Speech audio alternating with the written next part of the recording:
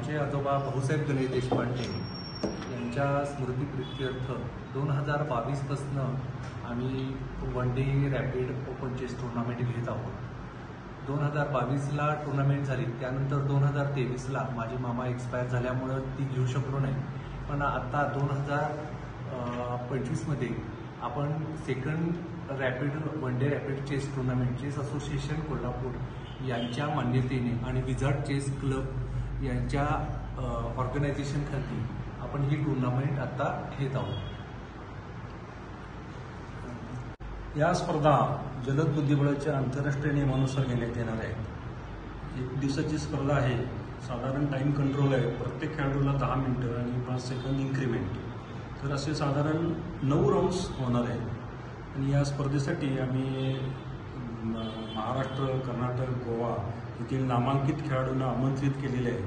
आम्हाला वाटतं की साधारण 200 खेळाडू या स्पर्धेत सहभागी होतील। तर एकूण बक्षीसची रक्कम 1,11,000 रुपये आहे। यामध्ये पहिल्या क्रमांकाचं बक्षीस जे आहे ते 21,111 रुपयाचं विजेत्याला या स्पर्धेचं अधिकपद पटकावणाऱ्याला देण्यात येणार आहे। त्यानंतर दुसऱ्या क्रमांकाचं आहे ते 16,000 रुपयाचं बक्षीस आहे आणि त्यानंतर तिसऱ्या क्रमांकाचं आहे ते 12,000 रुपयाचं। अशी मुख्य 3 बक्षीस आहेत। तर अशी मुख्य एकूण 21 बक्षिसं देण्यात येणार आहेत। त्या व्यतिरिक्त उत्तेजनार्थ बक्षिसं वयोगटात 7 वर्षाखालील, 9 वर्षाखालील, 11 वर्षाखालील, 13 वर्षाखालील व 15 वर्षाखालील मुलांना, त्याचबरोबर 60 वर्षावरील ज्येष्ठ बुद्धिबळपटू, उत्कृष्ट महिला बुद्धिबळपटू, दिव्यांग बुद्धिबळपटू आणि बेस्ट अनरेटेड अशा प्रत्येक कॅटेगरीत जवळजवळ 10-15 बक्षिसं देण्यात येणार आहेत उत्तेजनार्थ। अशी एकूण जवळजवळ 146 बक्षिसं आहेत। या बक्षिसाव्यतिरिक्त उत्कृष्ट अकॅडमी, 3 उत्कृष्ट अकॅडमींना पण बक्षिसं देण्यात येणार आहेत। तर अशी ही बक्षिसाची अतिशय चांगली रचना आहे। त्याचबरोबर इतर सोयी पण चांगल्या सवलती दिल्या जातात। अल्प मधल्या सुट्टीत सर्व खेळाडूंना खेळाडूंना आणि पालकांना देखील चांगल्या जेवणाची, भोजनाची सोय पहिल्या टुर्नामेंटला देखील केली होती आणि यावेळी देखील देण्यात येणार आहे।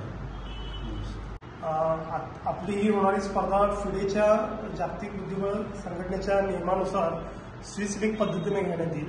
ही स्पर्धा 9 फेऱ्यांमध्ये असेल। प्रत्येक फेरीकरता प्रत्येक खेळाडूस सुरुवातीला 10 मिनिटं आणि प्रत्येक चालीला 5 सेकंद वाढीव वेळ देण्यात येणार आहे। तसंच या स्पर्धेसाठी आंतरराष्ट्रीय पंच, राष्ट्रीय पंच सगळे स्पर्धांचं नीटनेटकं आयोजन आणि व्यवस्थित अशा पद्धतीनं पार पडतील याची जबाबदारी उचलणार आहेत।